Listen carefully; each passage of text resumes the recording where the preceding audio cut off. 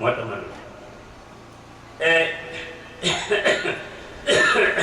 ci tool bu ñu xasee def noonu ba pare benn morceau bu tuuti ci tool bi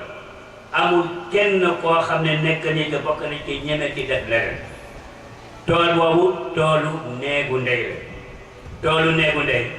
luñ ciy def dañuy toog waxtaan dañuy jubóos ñu dooraa defal lii defal waaye ku mel ni sama mbokk ji bi jaaxal na moom yooyu jaaxal la dem jaay takk ak jàmm ak suufu maa jam yëpp nga jaay kooku wute na cosaan lu ñuy def dañ ciy jàpp ak Jean-Marc Gastelli bi ma doon wax léegi wax na lii leeral na ko c'est-à-dire la mu waxu ko mais dafa def enquête sur le terrain ñuy exécuter cultivateur ñu ne ko lii la mu bind loolu ñoom nag tubaab bi yéemu ci loolu mu ngi wax ne bien que cette notion Oyal Niaye Oyal Ba maître de feu ou maître d'âge reste vague, elle a le mérite d'éviter le piège que recèle cette propriété. En effet, les maîtres de la terre ne que le gérant d'un vaste ensemble de terres qu'il a reçu par voie d'héritage en lignée utérine. Et ceci en tant que représentant le plus âgé de son matrilinéaire et non en son propre nom. Boo demee ci égalité égal 153 mu nga moo di li ñu koy tuddee ko yaay borom suuf yaay laman firiwul ne yaa moom lu la leen def da nga nekkal ñoo xam ne yéen a bokk néegu ndey boobu jigéen yeey kilifa yi góor yi ne sont que des délégués dañ leen yónni bon il faut ngeen toog ci nekk waxtaan suuf si ni mu demee ba ngeen d'accord ci nga door a abal ma Samba wala nga door a abal ma Demba mais loolu kenn ñi mu ko ci jamono te ude comme suuf la bu daay ak suuf boo xam ne temen am na yeneen suuf boo xam mën nañ ko wax rek ni amul jabaar lang foxos boo ko déggee ou terre de sabot. Il s'agit d'une terre qui a été confisquée par les cavaliers d'un roi usurpateur. On la désigne aussi par le terme de Lévé ou Léonard. Donc, c'est-à-dire, cette terre est licite pour moi. moo ni ne buur yi buñ fi ñëwee borom kër gaa gi moo ne ci tool léegi am na ku bee toolam bu muy dund mu doon jëflante moom bu fekkee ne ki yoroon tool yi jóge na àdduna dem yow mi doon jóge fale nga ci béy da ngay ñëw ci borom kër ga man day ci sa suuf si la doon naa ci béy daal maa la yëngal daal ni ma ko béy ko gannaaw ko béy nga yëkki dara jox ko symboliquement bu fekkee ni ka nga xam ne moo doon jóge fale ñu may ko kër ci kër gi muy ñëw di béy dem li nga xam ne jóge na àddina ka nga xam ne moo ñëw béy tool ya mu doon béy kooku bu ñëwee de kon diw la bi fi nekk maa doon béy yow da nga ñëw jox ko un cadeau symbolique wane acte bu wane ne tu es toujours fidèle au pacte dont l'ancêtre avait signé avec le propriétaire de la terre. Alors ci noonu la ñu séeréer doon gérer tool gération nag nee nañu lool moo tax de amul woon xuloo yu bari xeexoo yu bari ŋaayoo yu bari la ndax leneen luñ ci mën a def njaboot bi yëpp ñoo dañ léeg-léeg sax ci jigéen yi ngay dégg ñuy xulti waa jigéen dañ leen lu ba xañ tool dañ leen mais loolu nekkul woon ndax la ëpp ci tool yi jigéen yee ko moom boo seetee mbomboy bii kër Alioune bi fi nekk Aliou seen kër néegu ndey la woon dama def ba yi fi jaxasoo boo demee sunu kër Sikya këru néegu ndey la woon Sicca mooy ki ñu wax Lat Fadial moo jóge Fuuta bi muy gàddaay mu saaraan ànd ak ya dëkk Fadial bu demee fee laaj ñu ne ko mbokkam yaa ngi jobaat mu wàññeeku ñëw bu mu yokkee jaare jas kenn ñoo jow la man joogu jóge fa ñëw Kirène kenn jaare ba mu ñëwee mu ak la mbokk yéen saan mu ñëw saan mu ne dem bëgg a tool bu ñu baax tool ya de joxe na ci am nañu tool yëpp de xanaa boo bëggee Sicca àll bu ne bala ñu ko Sicca garabu Sicca boo bëggee ñu may Lat Fadial ñëw bu mu ñëwee ñu wax ndaamaay ñu boo mu ñëwee mu ñaan jabar ñu ne ko dox kat kenn du ko may jabar man luñ la may jabar yow dangay doxal ku ne nga def moo dem Kirène wax waa Kirène man day goral nañ ma tool yaatuwaat maa sama problème jigéen bu may dimbali di ma wala di ma tëdduloo ñu ne ko bu fii de ji waaye demal Raabo boo demee Raabo am na jigéen yokkaam yëpp ne am na ñu xale bu jigéen boo dem ñu jox la ko mu lay wéttal di la toggal kooku ndaamaay la tudd ndaamaay moom mooy sunu maam moom moo ñu jur ci jur sunu baay la tudd ndaamaay moo ñëw du ko doon moo tax suufu Sicca suufu néegu ndey la jigéen la ko moom moon waaye bi ko jigéen moomee ñu dem ba yàgg affaire yi jaxasoo bi Sakaañ ka dee ci 1924 ku waroon def góor gi ne woon bi sunu maam demul moo war a dem toog ndax yaayu demul ak Sakaañ Demba ñoo bokk ndey ak baay Mboos Demba Sakaañ Demba ñoo mbomba ñu ne ko woo Sicca kaxlaruun ci ñamba bi diini ci na im ca camra mu ragal demul ñu dem indi yokkaam bi jóge pour ñëw jël suuf sa di ko gérer kër ga dafa bari woon alal waaye leneen a fi nekkoon aussi alal bari woon na lool waaye ñi ko ñeme woon bari ñi nit ci fekkee ne nag dee na nan la ñuy joxante suuf à la mort d'un gérant détenteur du titre de maître du feu ou oyal ñaar ou maître de la hache oyal baax son successeur devait gérer les terres, les troupeaux et prendre en charge les membres de la famille du défunt,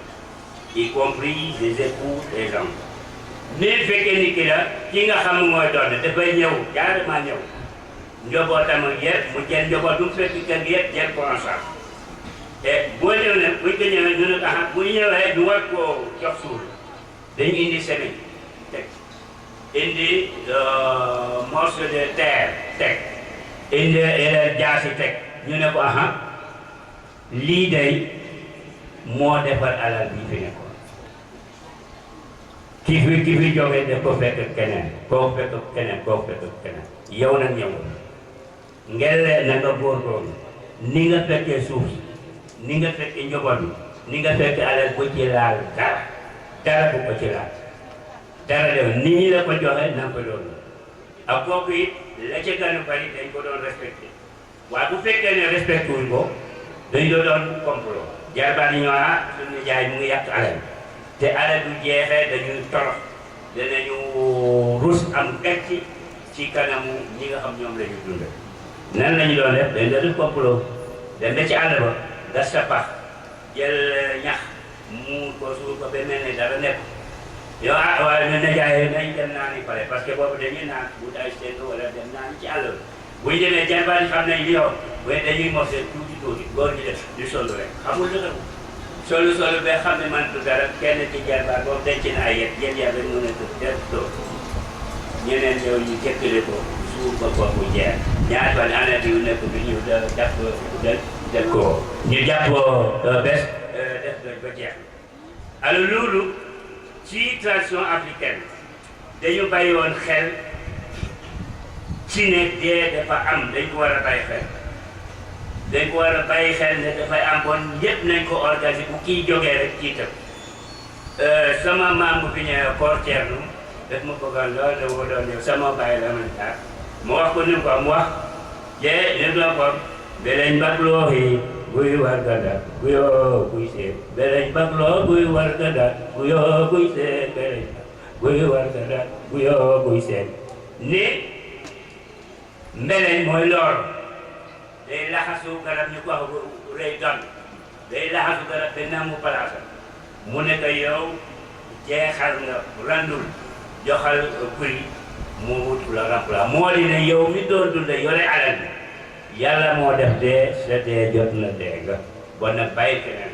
moo tax keneen doon ñu loolu ci noonu aussi ñu wax beleñ bak loo war ku ndaxal jeb yokku moo beleñ bak war ku ndaxal jeb yokku moo mais beleñ randul ñu bàyyi ñoo ko moom séeréer demoon na bés la ca jóge yëpp du ca lekk sama maam bu baax ñu ko diiboon Ngoma dëkk Kisal du ma def di ko enquête tàllal ko micro mu ne waaw Thiaw xam nga suuf ñun ñoo moom suufu Fafay ñun laxay waaye kër ga def bari woon alal bari woon ke bi doom waaye nit ñi di dee rek ñu daw def nga tibb suufu mag boo ko moomut balaa dee ndax su dee jote waa ji di tool yéen a dendaloo tool nga dugg tool dugg ci morso bu yaatu mu ne la dugg nga mu ne déedéet kooku boo bëgg a xeemam mais am na loo xam ne waaye bi ma ñëw dafa am sama xam mu ne yaa ngi dem Mbamboy waaye am na yoo xam bu ko wax mooy loolu doo xam ne boo ko defee cëpp a muy sey bu béyee bi ilee ratal balaa dere muy dee muy tuur am loo xam ne boo ko defee ci tool bi boromam dina béy coono mu ne mais du góob dara benn gubu dugub du ko ba benn doom gerte du ko am kooku xam-xam la rek buñ cey def boo ko defee tudd ko te boo nekk ci suuf lii moo di suuf mu nekk loo xam ne lu doyoon waar ci suuf séeréer am na liñ ci wax loolu conclusion bi on sait bien que le système agraire séeréer était la base de toutes les institutions socio-culturelles de la communauté, y compris les lignées maternelles, jalousement attachées au culte de la terre mère. Les Sérères respectaient religieusement les procédés et les interdits rituels. Les conséquences de l'abandon et de la méprise de nos valeurs culturelles sont résumées par l'éminent savant Paul Pélisier, qui a consacré toute sa vie à l'étude de la civilisation agraire sérère, comme le dit sa brillante conclusion que voici. Les traditions et d'abord des procédés culturels élaborés au cours des siècles, fidélité aux cultures vivrières, parcours de l'indépendance et sans essence de la responsabilité personnelle. Tout cet ensemble cohérent des valeurs est considéré et abandonné d'un même mouvement, Paul Pélisier des paysans sérères. Salam alaikum wa barakatuh. kon tabarakallahu mu mel ni yàlla ne huwa allazi ansaakum fil ardi wastamarakum fiha donte wax na leen cosaanu ñooñu nga xam ne amaana nekkuñu woon ci diine l'islam sax mais terewul xam nañ ne yàlla ñu sàkk ci suuf si te bëgg na tamit ñu dundalal ko suuf si kon nag ñoom it doon nañ ko dundal ci seen façon mu mel ni ci gàttal parce que dañ temps bi def ñu njatt tabarakallahu li fi wax ñëpp ko dégg dinañ ñëw ci conclusion yi ñu jox suñu mbokk yi ñëw ci wàllu modernité bu boobaa ñoom it dinañ dégg côté culture liñ ci wax ñoom it buñ ñu indilee modernité li mu wax tey texte yi tamit ñu tënk ko ci surtout loi 64 ak yu mel noonu tabarakallahu ñooñu ko gën a jekku dinañ ci ñëw ba mu leer su ko defee tabarakallahu surtout ci côté adala bi Mansour bu ci ñëwee itam dina am itam loo xam ne dina ko dëppoo culture séeréer kon mu mel ni tabarakallahu ñu jox mbokk yi ñu yeggale ñoom it comme ñaar lañu kenn ku nekk ak parti bi mu ciy développé xëy na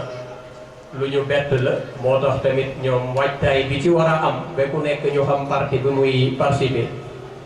ci xat-xat lañ ko amee rek muy ci jataay bi moo tax tamit ñu comprendre ñoom ñaar kenn ku ci nekk dina indi benn parti ci côté modernité boobu incha allah. bismillahi rahmani rahim. rabbi israh li sadri wa yassir li amri wahlul uqdatan min lisani yafqahu qawli. maa ngi nuyu képp ku fi teew di tàmbalee sama nuyoo ci kilifa yi dëkk bi la ko dalee kilifa yi Notto ba kilifa yi dëkk bii di Mbomboy di teg suñu nuyoo ci loxool ki fi toogal président de la république muy chef de village de Mbomboy di nuyu tamit imam di rafetlu jeetaay bu mel nii muy waxtaan pour gindeeku waaye balaa muy xuus ci samay kàddu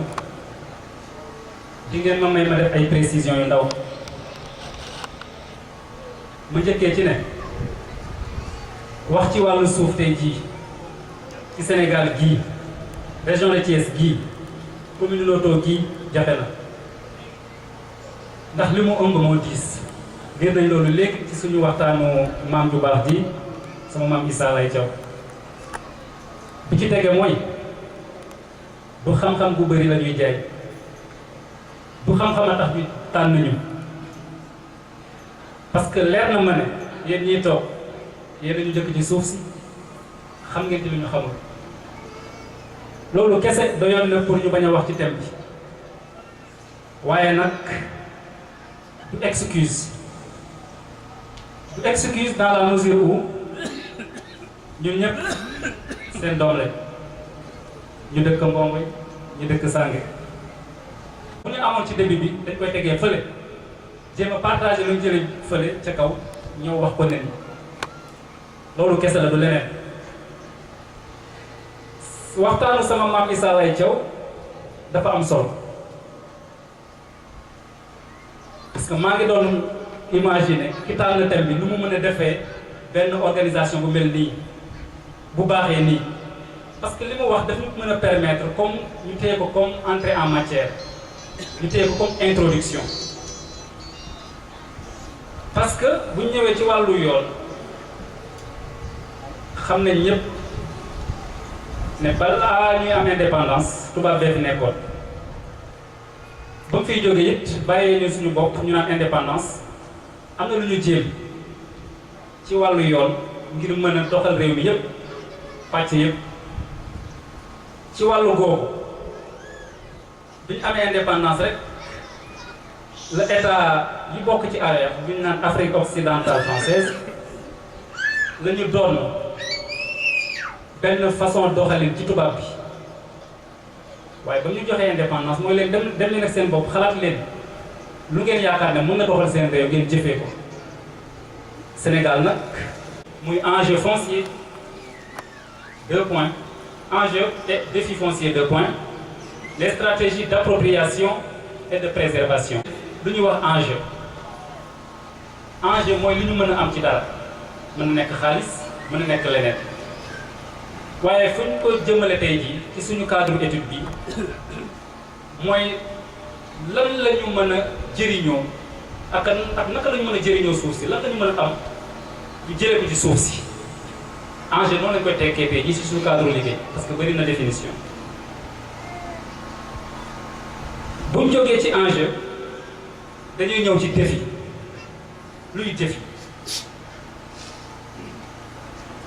tubaab baa koy définir di ci wax ne mooy entreprise bu difficile maanaam liggéey bu difficile bu ñuy teg pour àgg fenn mën nañ ci joxe exemple défi technologique maanaam nu ñu koy waxatee mooy invention yi technologie beeg affaire yooyu noonu ñu dem ci wàllu xarala mën nañ ko jàppee défi foncier bi ñuy waxee tey jii maanaam lu ñu yan jafe-jafe la ñuy jànkoonteel pour mën a jëriñoo suuf si suuf ci boppam foncier ñu ngi koy définir comme étant le sol ci wàllu droit ci wàllu yoon ñu ngi koy définir comme immeuble ñu ngi koy considérer comme immeuble maanaam loo xam ne du bouger le fait que de bouger mooy expliquer njëriñam bu yàgg ba dañ xalaatoon ne ci droit romain que ne lépp luy dox rek bépp alal buy dox amul njëriñ bu bëri suuf fa gën a am njëriñ moo waral suuf kenn mënu ko sàcc parce que ci texte lay tege appropriation mooy mën naa ko tënk comme lu ñu mën a def pour mën a aakimoo ngeen jéggal ci olof bi ñu mën a aakimoo suuf si waaye nag loolu day xaw a diis ci wàllu loi bi moo tax duñ ko jëlee ci cadre appropriation mais dañ koy jël ci cadre possession maanaam yor naka la ñu mën a def pour yor suuf si parce que booy wax aakimoo yaa ngi wax propriété te loi bi nu mu tëddee mooy suuf si ñu nekk domaine bii nii fi ñuy dëkke nii kenn mënu ko aakimoo kenn mënu ko jaay propriété mooy wax usus fructus ak abusus nga moom nga jëfandikoo nga jëriñoo ak nga mën a jaay wala maye loolu dañ koy tere ci suuf si préservation nag mooy aar nan lañu mën a def pour suuf si ñu am ñu mën koo aar bu ñu xoolee définition yooyu yëpp benn question war na mën a jib muy quelle stratégie entreprendre face aux enjeux et défis fonciers pour la possession et la conservation du foncier au service et au bénéfice des populations pour le développement national maanaam suuf si duñ koy jotee yan yoon la ñu war a jaar pour jot ci garder ko pour mu mën ñu jëriñ réew question boobu la ñuy tenter répondre ci li ciy tege lan moo tax ñu xalaatee noonu ndax wàll woowu dafa am solo am na solo yu bëri mais ngeen may ma rek ma tënk ko ci ñeenti fan mooy importance bi tax ñu war a mën a xool suuf si càmbar ko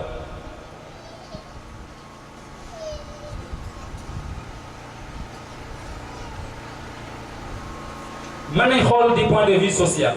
maanaam ci wàllu dëkkuwaay xam nañ ne bu ñu maîtriser suuf si daf ñuy permettre ay jafe-jafe yi ñuy am ci wàllu dëkkuwaay kii dafa xat am naa sama tabax mënuma ko teg fii te suuf saa ngi nii ndan da foy loolu war na mën a tax du point de vue social ñu xalaat ci suuf si ci wàllu koom-koom du point de vue économique war nañu mën a permettre aussi ñu xalaat ci suuf si parce que dañ koy wax suuf du fen loo ko jiw rek mu delloo la ko kon économiquement lépp lu ñuy wuti feneen mën nañ ko am ci suñu suuf si kon war na tax tamit ñu càmbar thème bii ci wàllu politique également suuf si am na solo parce que état buy defal ay infrastructure bu bëggee dimbali askan wi mën na ko lal ci suuf ak ña fa dëkkee kon loolu tamit am na solo pour ñu wax ci thème bi du point de vue géographique également maanaam situation dëkk bi ñu ne war nañoo mën a yee ñu càmbar suuf si ndax tey jii ni kenn mënatul fermer frontière diggante Sange ak Mbomboy kenn mënu ko fermer nga ne kenn du fi jaar parce que mbokk bi dox na ba pare diggante fii ak Thiès kenn mënatu ko fermer moo tax ci politique yi booy lire seen politique nu muy doxee politique gouvernement bi mooy que ne ñu ngi dem ci li ñuy wax Grand Thiès waxuma Thiès bële mais comme lu Thiès ñu gën ko yaatal ba parti yi nga xam ne bokku ci woon te jege ko ñu mën ko boole ci seen politique de développement loolu mën nañ ko lire parce que keroog maa ngi woon nag adjoint maire bu Thiès ci Dakar Mbaye fii nii bi ngi doon wax ci cadre boobu ne politique yi ñuy def ak projet allemand yi may na leen ñu mën a boole commune Noto ci seen politique boo xam ne day kii ndox mi day organiser ndox mi maanaam ndoxu taw yi parce que ndoxu taw yi lor waa Thiès yëpp gis nañ que ni yu ci bëri ci périphérie yi lay jóge door dugg Thiès kon mën nañu tëj suñu bopp.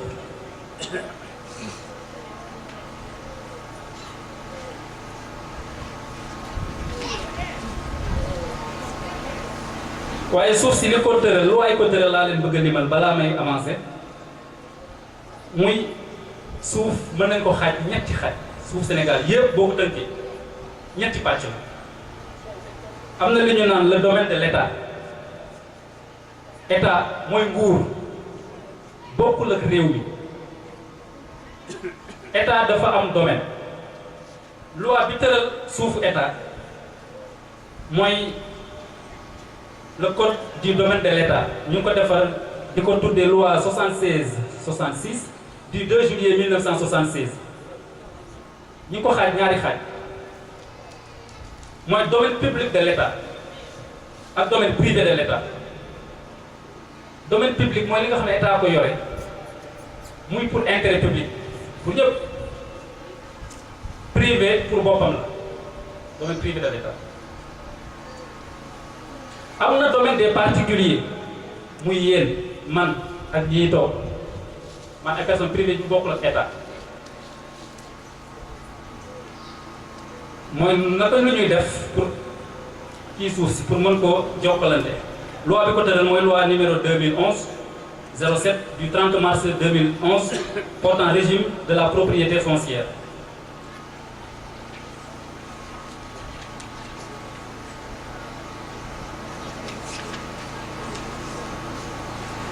loi bi ci tegee mooy loi sur le domaine national muy loi de 1964 bi ñu fi wax sànq 1964 bi ñu fi tudd sànq 66 loi voilà loi 66 la loi 64 46 mooy domaine national li gën a am solo ci suuf si foofu la tudd foofu la féete 95% suufu Sénégal yëpp mi ngi ci domaine national domaine national fii ñu dëkk te loi du domaine national dañ ko xaaj tamit ñeenti xaaj domaine public bu l'État wax naa ko sànq am na domaine zone des terroirs mooy fi ñu féete nii am na zone bu ñu naan forêt classée mooy àll bee boo passé te li bële dem Thiès ci ginnaaw foofu kenn du fa dëkk la ñuy wax forêt classée. am na également li ñu naan zone pionnière mooy li des li nga xam ne bokkul ci domaine état bokkul ci domaine national bokkul ci yeneen domaines yi. looloo ñuy may ñu xool ñu tënk suñu liggéey ci ñaari ponk benn ponk bi lay càmbar bàyyi sama naataango bi solo bi mu tënk beneen bi. à la lumière de ces précisions, à l'analyse, le foncier de Mbomboy pourrait permettre à ces populations l'accès à des logements modernes pour un développement durable. Ces enjeux ne peuvent profiter aux populations que si un certain nombre de défis d'ordre juridique et social sont relevés. Ainsi, une capitalisation des enjeux fonciers du terroir nécessite un certain défi au niveau de la possession et de la conservation du foncier. Donc bi may njëkk développé mooy enjeu lu ñu mën a am ci suuf si loolu noonu bëri na trop mais pour organisation rek ñu tënk ko ci ñaar ñu tënk ko ci wàllu habitat maanaam dëkkuwaay suuf si mën nañu jëriñ pour dëkkuwaay bu baax mucc ay. Les enjeux relatifs à l'habitat moderne. La loi 66-46 du 17 juin 1964 relative au domaine national classe les terres en 4 catégories. Moi, je vais vous 5. Les zones urbaines constituées par les terroirs du domaine national situées sur le territoire des communes et des groupements d'urbanisme. Les zones classées constituées des zones à vocation forestière ou des zones de protection ayant fait l'objet d'un classement. Les zones du terroir ou bien des terroirs correspondant en principe aux terres qui régulièrement exploitées pour l'habitat rural, la culture ou l'élevage. Les zones pionnières. Madame suuf si ni ko xaajee laa doon expliqué noonu ñu ngi ko xaaj ñetti pàcc ci wàllu taax li ñu naan taax maanaam Thiès ak Dakar ci ville yooyu li ñu naan zone classée ci àll bi li ñu naan fi ñuy dëkkee ñun ñi ak fi ñuy bay ak li des ci suuf si condition yooyu li ñu ci soxal mooy domaine national fi ñu dëkkee parce que gis naa ne moo ñu mën a jëriñ mënuñ fi nekk di xëccoo ci suufu mairie Thiès kon li ñuy soxal ci suñu wax mooy suuf si ñu dëkkee fii dafa am ñaari condition ñu teg pour nga mën a jot ci suuf si. Première condition mooy na nga bokk ci waa gox ba maanaam bu ma koy jël ci Mbomboy boo dëkkee Mbomboy war nga mën a jot ci suuf si boobu benn condition la waaye ñu ngi fàttali ne am na beneen législation bu ñëw pour modifier loolu ba permettre ñeneen ñoo xam ne dëkkuñ fi mën a am ci suuf si loolu am na ci mujjantal gi. suñu kër yi mënuñoo wax développement te ñuy dëkk ci anamu dëkkin bii mënta wéy parce que du yàgg kër gi ak kër gee dajaloo. waxuma nag ne ñu tas mbokkoo mais ni ñu dëkkee nii dañ ko war a moderniser tuuti te biir na ma ne ñi dëkk Mbomboy bu ñu organiser wu jaaree ko ci commune bi parce que commune bi kenn mënu fi am suuf te jaaroo ci moom mën nañu yombalal ñu am benn dëkkuwaay ak lu mel ni wàllu plan de lotissement bi nga xam ne mën na moderne ñu prévoir lépp luy ñëw ci suuf luy ñëw suufa ngir suñu dëkk yi mën a baax. kon bu may tënk foofu suuf si am na njëriñ boo xam ne mën nañ ci dëkkin bu loolu développement durable. développement durable mooy ñun ñiy dund actuellement ñu fexe ba suuf si jëriñ ñu waaye ba mu ñuy jëriñ bu mu lor mukk ñi nga xam ne ñu ngi ñëw suba. développement bu sooraalewul suba naax saay na te dañ bokk ci système yoo xam ne monde beekul teg faaw ñu topp ci wala doo dem kon nañ xoolaat bu baax wàllu boobu bu ñuy organiser suñu lu ñu am nañ jéem a sooraale ñi ñëw suba.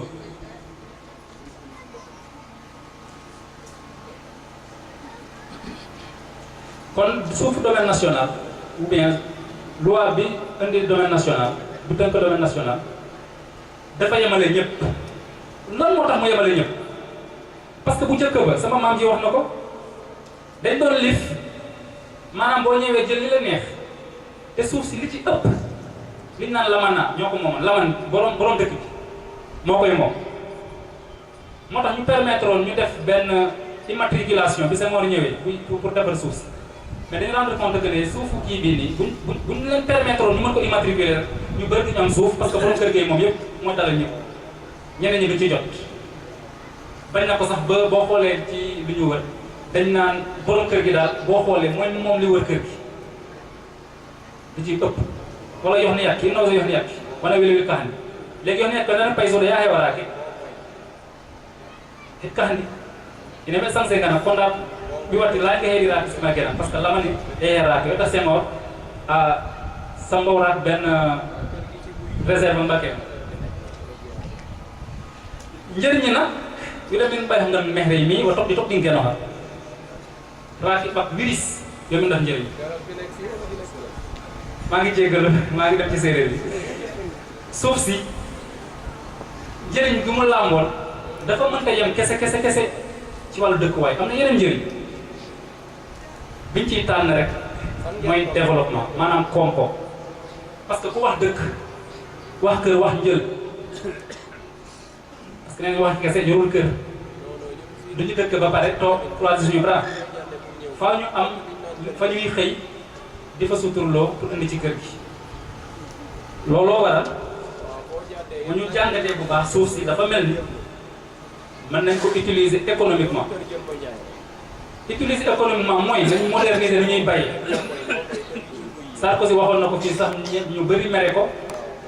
mu ne amuñu naan li borom suuf si ki yoroon suuf si lu mu ci def la ñu jaayee temps mais la fa def sa boo ko évaluer matul butéelu ndox parce que kenn bayu ko kenn defu ca dara mettre ko en valeur mise en valeur boobu mooy deuxième condition bi nga xam ne domaine national teg na ko maanaam buñ la joxee suuf si boo dëkkee ci dëkk bi ñu jox la suuf ci yoon dañ ca war a def dara boo ca deful dara ñaari at mën na la mettre en demeure maanaam ñu soññe la boo ko deful at mën nañ la désaffecter terre bi mën nañ ko nangu ci yow jox ko keneen loolu mooy deuxième condition bi nga xam ne suufu domaine national lamboo na ko pour ñu mën cee jot jëriñoo ci waaye nag jëriñ yi ma wax ci wàllu dëkkuwaay njëriñ yi ma wax ci wàllu développement mënuñ fa àgg mukk tant que défi yi ci tege suñu kanam jéggiwuñ ko défi yooyu nag laa bëgg sama naataango mi Souleye Pouye gën maa xam suuf parce que dama sob rek di wax ci suuf mais moo ma gën a xam suuf fuuf parce que suuf si ñuy étudier tey ji domaine droit public la te moom boobu la def ma jeexale sama présentation maa ngi tudd Arona Pouy maa ngi dëkk Kisal am fi maam yu bëri nag yeeg sànge du xaaj du jeex waaw kon loolu kese war na maa mën a may ma wax ci thème bii kon Souley mën nga poursuivre ci défi yi nga xam ne moom la ñu war a jéggi pour suuf si jël yi ma wax yi mu làmboo ci suuf si mu nekk ci suuf si ñu mën ko jëriñoo Souley Pouy kàddu baa ngoog.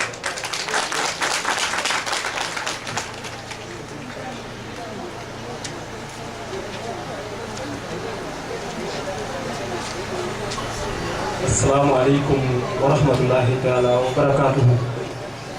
bokki Mbomboy ñu leen di nuyu di leen sant di leen gërëm nuyoo yi nag buñ ko xaajee xëy na ñaar teg benn ci loxol chef de village mi nga xam ne moom la fi aada teg da ca topp ñu teg beneen nuyoo ci loxoy imam nga xam ne moo fi toogal yàlla defe naa loolu la ñu jàng wax ci kattanu yàlla donc foofu defe naa bu ñu nuyoo ñooñu laafaale nañ waa dëkk bi yëpp Arona nag nit ku baax la di sama frère sama mag la ñu ànd ci lu bari moom tam may xamal ñëpp ne mooy sama doyen dissertation bii ñuy def ñu tuddee ko dissertation juridique moo ma ko jàngal booba defaguma 15 jours université ba ma commencé travaux dirigés ba ma defee dissertation dafa mel ni def naa fa at ndax moo ma ko jàngal ci lu yomb wax ma ko ci séeréer wax ma ko ci français ma comprendre ko kon loolu fu ma mën a toog dama ko koy séeréer moom tam moo ma njëkk a may ticket yi ñuy duggee restaurant ci université ticket yoo xam ne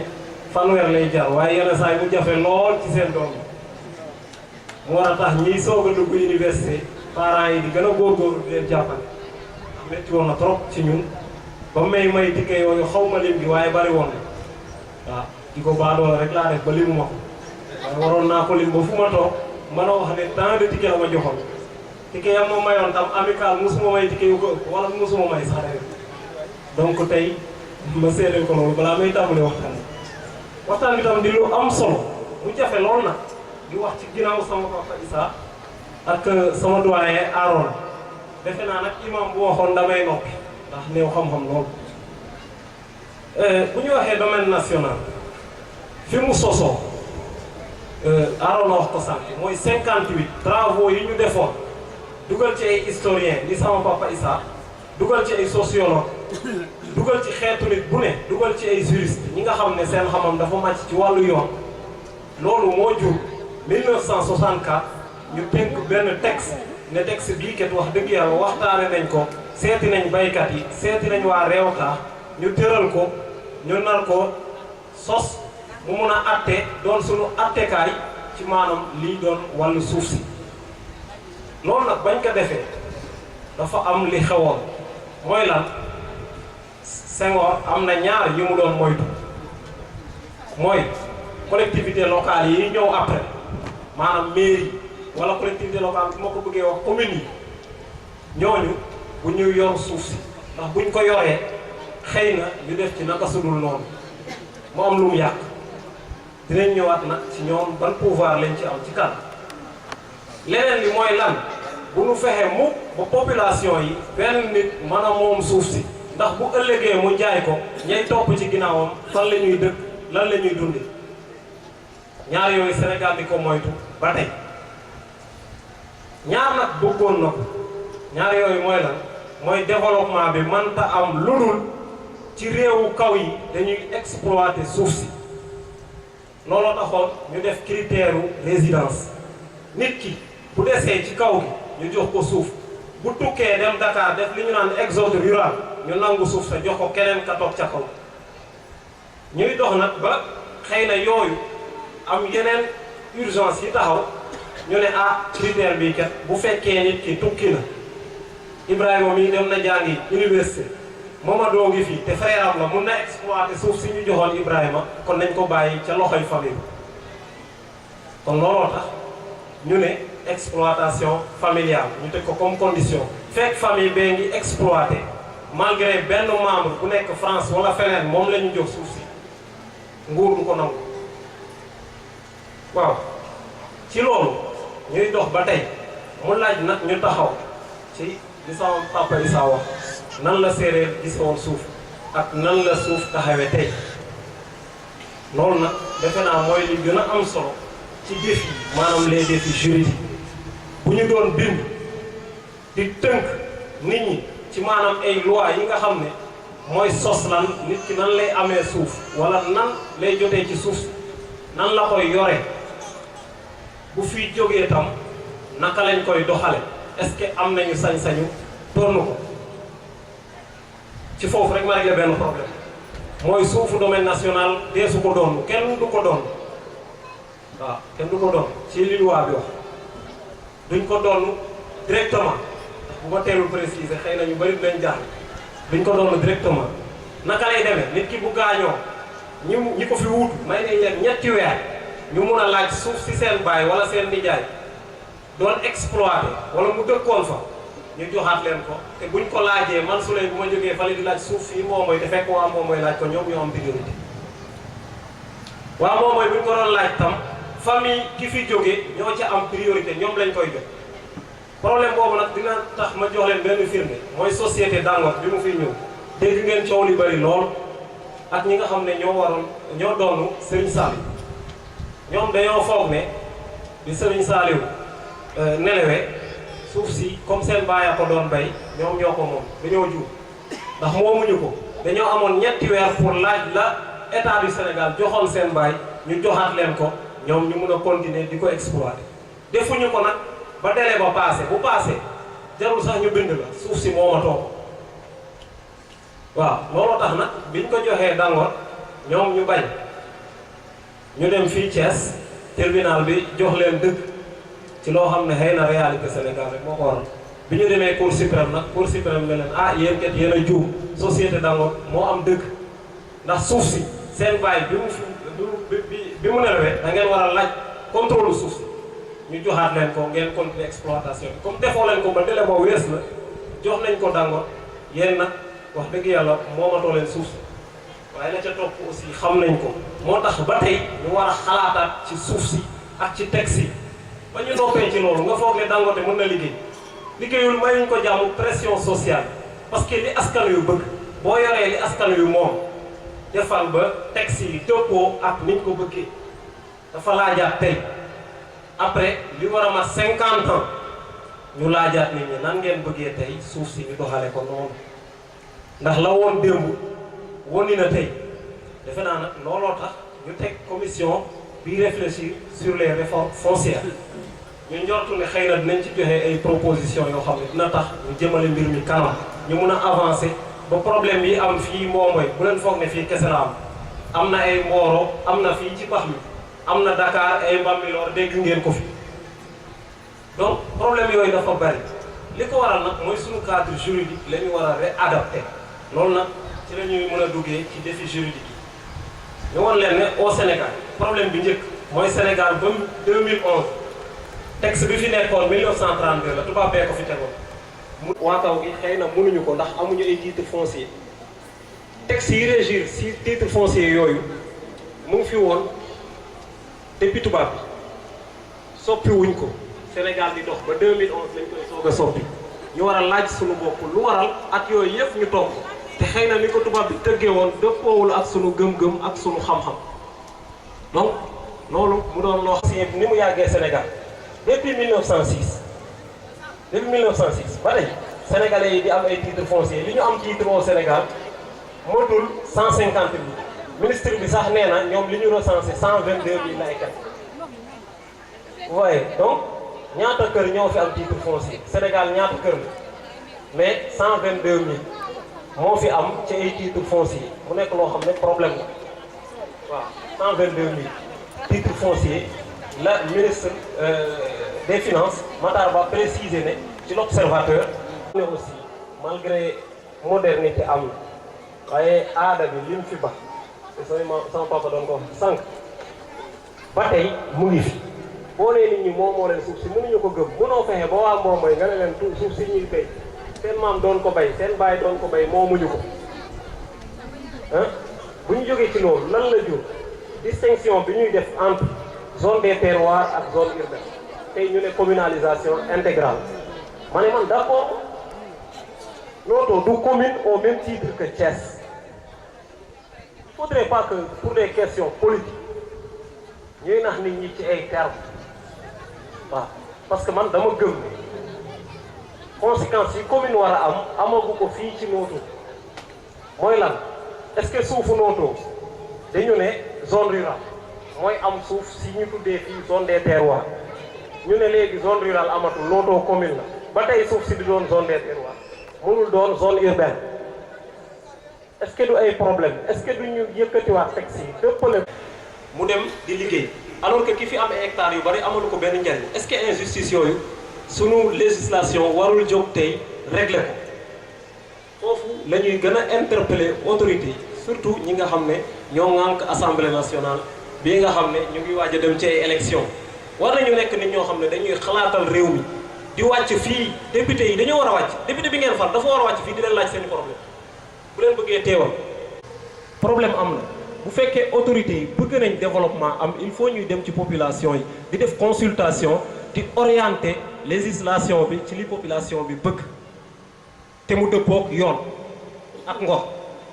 waaw parce que loolu aussi il faut ñu kii ko du tegu kese ci bakkan day doon loo xam ne dëppoo na ak yoon xel nangu ko xam-xam nangu ou bien à la famille loolu ki ko wax Bernard Durand ci histoire des institutions li maam ñi xamoon kenn moomu ko di Pierre d'Areste mu ne si le chef a le droit d'exercer tous les pouvoirs comme ni ko sama baay waxee sànq du propriétaire il n'a pas le droit de disposer de cette terre qui est collective maanaam mënu ko jaay mënu ko maye dañ ko ko dénk da koy utiliser ci intérêt njaboot gi nga xam ne moom lay yilif kon xam nañu seet nag li amoon démb ak li am tey ñu xool léegi ñu ne contrairement à la propriété occidentale qui est individuelle et aliénable occidentale nag mooy tubaab bi li mu xam lii maa ko moom bu ma neexee maye bu ma neexee jaay bu ma neexee able séeréer ne déedéet suuf du ma ko able ci li doppoowul ak li sama njaboot bëgg du ma ko maye du ma ko jaay loolu moo fi amoon waaw léegi ñu ne mu am lu ma impressionné ci kàddu yoo xam ne Buur Sine moo ko wax Pierre d'Areste nettali ko ci 1895 li ëpp téeméeri at ak xëy na jege na ay ñaar fukk wala lu ko ëpp Buur Sine doon ko wax ñu xool tey ñun ñi naka lañ waroon xalaatee bu ñu fekkoon xam nañu suñu histoire dëgg ci wàllu suuf si Buur Sine moo wax ne chef des Sérères province Sérère Buur Sine chef des provinces sérères déclaré que la presque totalité du sol appartenait à des familles sérères et que sa situation de souverain ne lui permettait pas plus d'en disposer celle de sa famille, même celle dont il avait la jouissance. Si nos pères ne nous avaient pas conservé la terre du Sine, nous n'aurions pas les moyens de faire nos cultures et aurions dû abandonner notre pays. Nous devons la transmettre à nos enfants. xoolal li maanaam tolluwaay bi Buur Sine ne maanaam suuf si li muy yilif séeréer yi moomu ko maanaam njabooti séeréer yi famille yi ñoo moom suuf si li mu mën ci suuf soosu maanaam bari waayam amu ci benn pouvoir boo xam ne maanaam li maanaam chef de parent bi mënul ci suufu Mbomboy mënu ko jaay mënu ko maye Buur Sine mënu ko ci suufu Sine gis ngeen maanaam mu ne bu fekkoon sunuy parents ba ñuy dem dañoo jaay suuf si ñun tey duñ fi mun a dëkk kon dinañ obligé génn réew mi pour uti fuñ dëkk looloo war a tax nag ñu sàmm suuf si ba bu ñuy dem bàyyil ko sunu njaboot tam sàmm ko ba bu ñuy dem jox ko ñee ñëw ci seen ginnaaw mooy développement durable bi Arona doon wax sànq développement durable pour mu am mooy Souley na witt li mu soxla ci garab gi bàyyi fa la ca des ba mu ca denc dara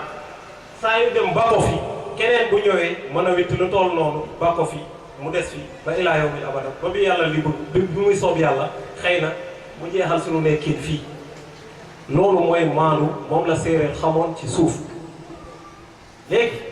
ñu xool ne maanaam loolu Buur Sine di wax muy gëm bale lépp est-ce que noonu la Sénégal war a doxe est-ce que laajul ñu taxaw waxtaan xoolaat maanaam suuf si buñ ci bëggee samp dara ci yan yoon la ñuy jaar ba mu dëppoo ak li nga xam ne du lor askan wi te maanaam la état bi bëgg ci développement ci orientation mu mën ko am waaw looloo tax benn bindkat bi ñu naan Giorgio Bruno géographe la dafa ne les études récentes sur la problématique foncière au Sahel montrent un intérêt croissant pour les conflits issus de la gestion locale des ressources, intérêt dicté en partie par le constat empirique de leur multiplication et généralisation. maanaam jafe-jafe yi ñu am tey ci maanaam suuf si problème yi muy jur dafa bari tey ba nit warta bind te xalaatu ci loolu la borom xam-xam bii xalaat ñu naan ko Giorgio Bruno mu ne li waral loolu nag mooy maanaam suuf si li muy yàqu valeur bi mu amoon amatu ko suuf si dee ak aussi valeur am nga xam ne ci wàllu xaalis dafa yokku ba nit ñi foog ne dañoo war a jaay suuf si moo tax xeex bi di gën a métti parce que tey jii képp koo gis mu ngi bëgg am benn parcelle ba jaay ko am ci xaalis ndax loolu moom la domaine national war a doxe loolu il faut ñu xoolaat ko aussi il faut ñu dëppoo ak li yoon santaane léegi d'une part saa yu problème amee collectivité locale yi ca lañu wala population yi collectivité locale yi mooy lan mooy maanaam dañoo ñëw ba 1996 état ne suuf si bu ma ko bëggee yor te fu ne yegguma fa maanaam il faut ma bàyyi ña nekk ca nooto ñu yor suufu nooto parce que ñoo gën a jege population yi pour ñu mun a tabax développement ànd ceeg population yi ba Sénégal yëpp développé parce que depuis 1996 Sénégal bëggatul développement bi di jóge ca état ba di wàcc ci suuf waaye na jóge ci suuf zone bu nekk développé Sénégal développé loolu mooy orientation actuelle ci développement wu réew mi loolu nag pour mu mun a am il faut que collectivité locale yi ñu associé leen ci li gérer suuf waaye nag ba tey collectivité locale yorul suuf il faut ñu wax ko collectivité locale yorul suufu domaine national suufu domaine national lan la man ba yoroon état du Sénégal lañ ko jox tey état du Sénégal mooy gérer suufu domaine national mais nag moomu ko tam moomu ko mënu ko jaay mënu ko maye da koy jox population yi dëppoo ak li yoon santaane ñu exploité ko ci intérêt Sénégal ak seen intérêt bopp développé seen bopp développé Sénégal loolu nag bu ñu ko waxee ñu dellu tuuti ci li fi xew ci ay problème ñu def ci ay rappel bi ci jëkk ñu indi ko ci exemple mu nekk société Bët Sénégal xam ngeen ko bi nekkoon fii Kirène ba ñu koy samp foofu état bi dafa ñëw joxe affecté maanaam Bët Sénégal suufu Kirène te état immatriculé wul suuf si est-ce que état mën na ñëw affecté suuf te immatriculé ko dafay mel ni état bi moom suufu domaine national alors que loi domaine national dafa ne état moomul suuf si ñun moomuñu ko Sénégal la ko moom la nation xam nga ñam la ñi gaañu ca lañu liñ fi bàyyi ne des fi ñiy dund ci lañu ñiy ñëw tam ci nation bi lañ ko loolu mooy nation moo tax lu ñun la ne nation bee ko moom kenn amul droit jaay ko kenn amul droit maye ko da nga ciy jëfandikoo boo demee bàyyi ko fi keneen di def na nga doon def bu demee tam bàyyi ko fi ak ñi ko fi wuutu looloo tax aussi loolu moo ñuy indi nag ci ñu ñëw ndax duñ ko moytu solution dafa war a mën a am ci question bu mboomoy ñëpp sonn nañ ci suuf mboomoy dafa war a am solution il faut nag nit ñi xalaat ci mënuñ nag di ko waxtaanee rek ñu def ko sujet tabou xaw ma nan laa ko mën a firee ci séeréer un sujet tabou kenn sañu ko wax bu fekkee kenn sañu ko wax gis nga nañ ko def boo gis nañ ko waxtaane moo ko jiitu na nit ñi delloo si waat seen bopp ñu waxtaan voilà tam voilà ñu def ko comme ina tam bi voilà noonu lañ ko mën a tuddee ci séeréer maanaam woo ki mere ñoo tam bi boo may dawee ne wa tam bii xaar voilà donc loolu la ñu mën a wax kon il faut donc ñu waxtaane ko am loo xam ne nag réew mi quotidien moo ko ci bind du suma wax réew mi quotidien moo def étude ci suufu Mbomboy mu wax ñu ne depuis 2003 avec un projet de lotissement initié sous le magistère de Idi Ciss, ancien président du conseil rural de Noto, qui a avorté projet boobu lotissement la woon waa boobu ñu koy fàttaliku musuñ ko def ndax ay jafe-jafe ñu jóge foofu un projet qui devait affecter 249 des parcelles de terre te ñooñu sax fayoon nañ am na ñu ci jotoon fay frais de bornage ci li quotidien wax loolu la ñu wax du samay wax réew mi quotidien benn journal moo wax loolu moo ne suufu Mbomboy mus nañ fi bëgg a def lotissement am na ña ca binduwaat ñu nekkoon 249 personnes ñu jotoon fay ay frais de bornage waaye loolu mujjul am ndax lan ay jafe-jafe ñàkk waxtaan ñu ne cette série d'opposition a continué maanaam loolu ñuy def lu fi bëgg a ñëw